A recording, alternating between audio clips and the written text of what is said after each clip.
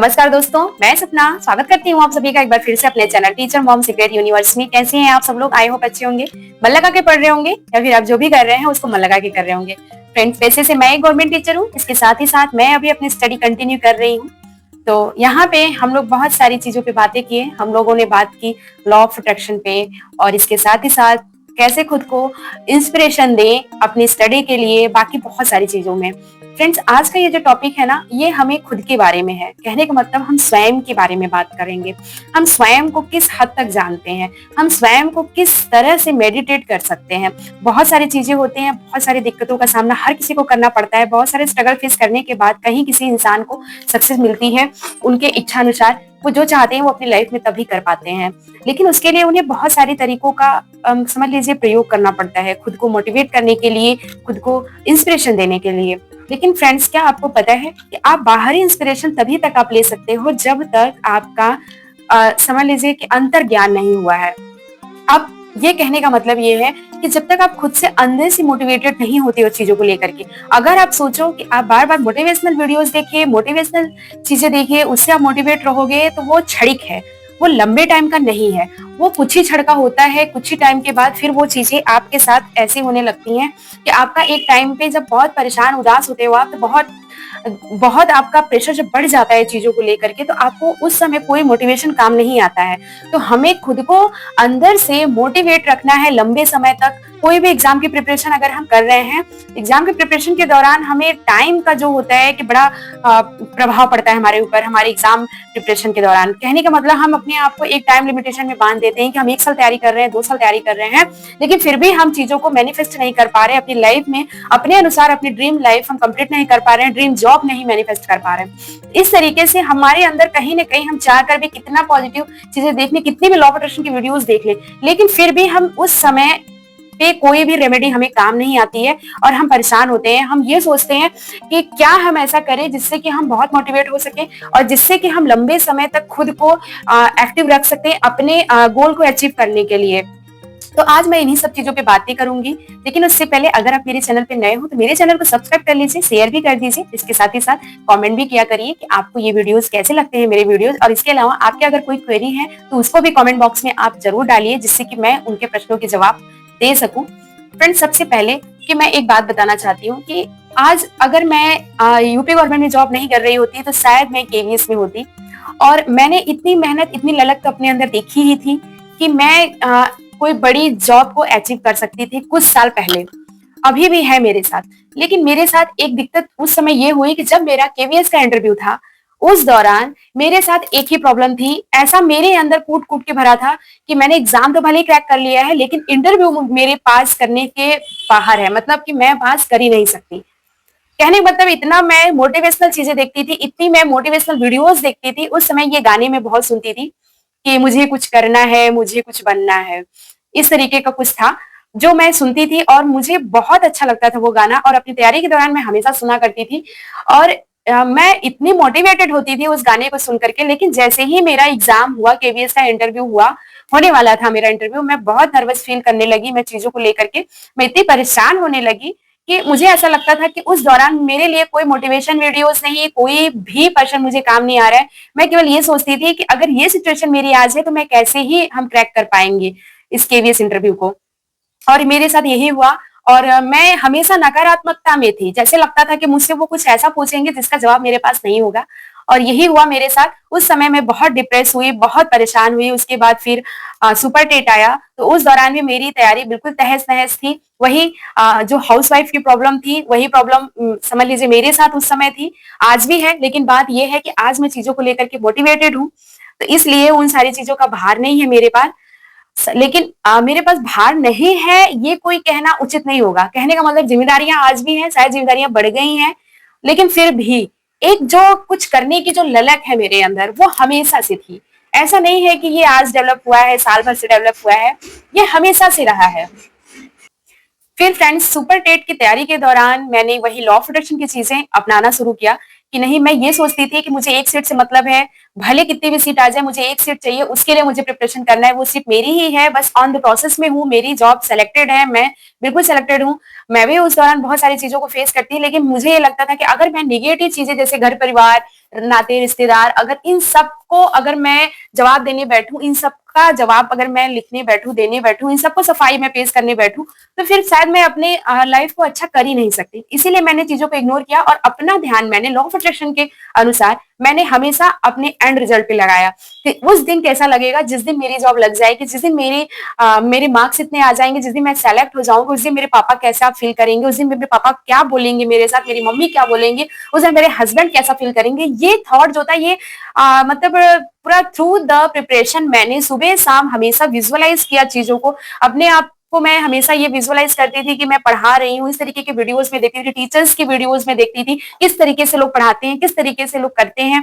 तो ये सारी चीजें मैं कर रही थी और इसके साथ ही साथ मैंने बहुत ही पॉजिटिव अफर्मेशन लिखने की कोशिश की। मैं डेली तो नहीं लिख पाती थी, लेकिन ये था कि मैं किसी को कभी बताती नहीं थी। मैं ये सारी चीजें छुपा के करती थी क्योंकि मुझे ऐसा लगता था ये सारी चीजें बिल्कुल मेरे दिल के करीब है।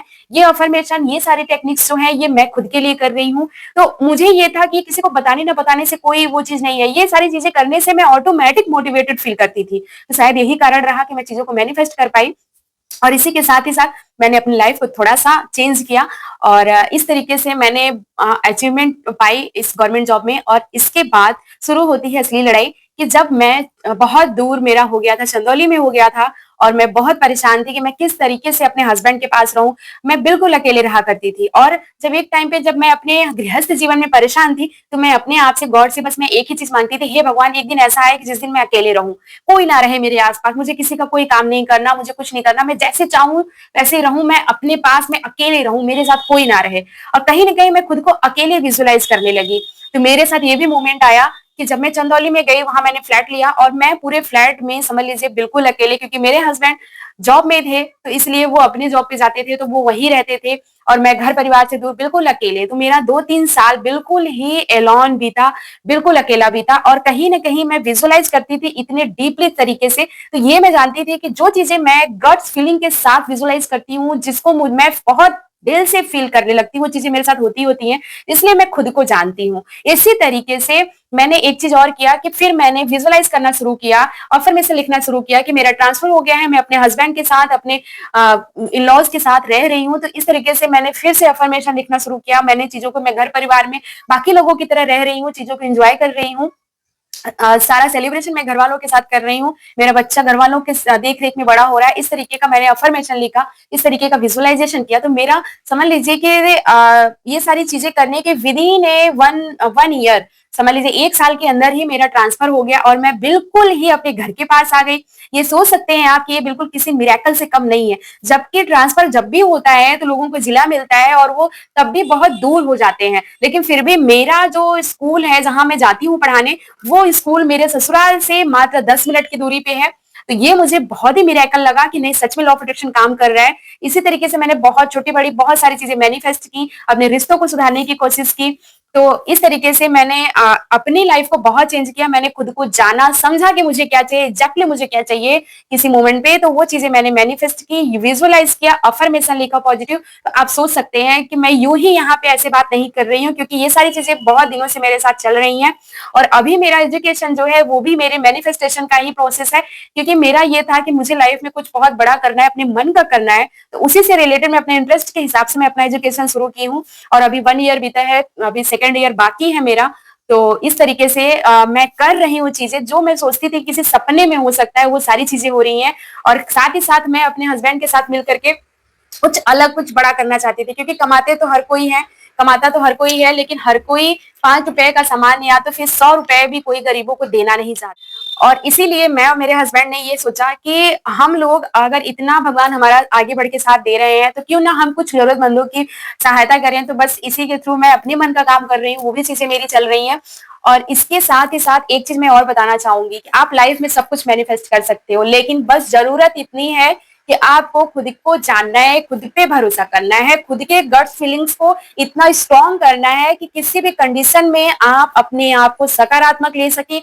हमेशा अपने आप को, ये इंस्पिरेशन खुद की बनिए आप खुद। कहने का मेरा मतलब ये है कि आप लाख किसी को बना लीजिए, लेकिन खुद भी ऐसा अपनी नजर में एक ऐसा काम करिए, आप कुछ काम ऐसे करिए जिससे कि आप खुद को इंस्पायर कर पाए, खुद को, खुद के लिए खुद को इंस्पायर कर पाए। कहने का मतलब आप अपने पे खुद पे प्राउड फील करिए, लेकिन इसके लिए आपको भी एफर्ट लगाने की जरूरत है। अपनी लाइफ में आपको कुछ चीजें ऐसी करनी पड़ेंगी जिससे कि आपको लगे कि हाँ ये मैंने किया था। इसको घमंड नहीं कहते हैं, इसको ये कहते हैं गर्व फील करना, कि मुझे गर्व है अपने ऊपर कि अगर मैंने इतना कुछ किया, आज भी मैं कर रही हूँ, इतने कम समय में मैंने अपनी लाइफ को इतना कुछ बदला है, तो आप क्यों नहीं बदल सकते हैं। आप समझ पा रहे होंगे कि सबसे पहले खुद को जानिए, खुद के बारे में लिखना शुरू करिए, खुद के बारे में सोचना शुरू करिए कि आपको क्या चाहिए, क्या जरूरत है, और अभी आप किस मोमेंट में हो, ये भी सिचुएशन आप लेकर के चलिए। यकीन मानिए फ्रेंड्स कि लॉ ऑफ अट्रैक्शन एक साइंस है, एक एनर्जी है। जैसा आप सोचोगे वैसा ही इन फ्यूचर आप बनोगे। तो जैसा अभी आप सोच रहे हो, कहीं ना कहीं आपकी कंडीशन है, कहीं ना कहीं ये विजुअलाइजेशन का ही प्रमाण है। कहीं ना कहीं आपने ऐसा अपने अंदर, अपने सबकॉन्शियस माइंड में ये चीज फीड किया है कि शादी के बाद ऐसा होता है और जॉब नहीं लगने के बाद स्थिति ऐसी होती है। तो वो चीजें आप फेस कर रहे हो। तो आप अभी और आज अभी थोड़ा सा चेंज लाइए। चाहे आप जेंट्स हो, चाहे आप फीमेल हो, कोई भी हो, इससे कोई फर्क नहीं पड़ता। ये सारी चीजें सब पे लागू होती हैं। तो जॉब की जहां तक, आप बहुत सारे लोग कहेंगे जॉब नहीं है, वैकेंसी नहीं है, तो मैं कहती हूँ चिंदी पर जो पोस्ट आ रहे हैं चीजों में, वहां क्यों नहीं ट्राई कर रहे? क्या जरूरी है कि हम गवर्नमेंट सर्विस में आए? क्या जरूरी है? हमें मनी का अबंडेंस अपनी लाइफ में लाना है, ये ज्यादा जरूरी है कि हमें गवर्नमेंट जॉब हासिल करनी है? ये ज्यादा जरूरी है? सोचना आपको है कि हमें पैसे कमाने हैं, या पॉजिटिव वे में हमें पैसे कमाने हैं, या हमें केवल सरकारी नौकरी पाना है। ये आपको सोचना है कि आपकी जिंदगी के लिए एग्जैक्टली क्या चाहिए।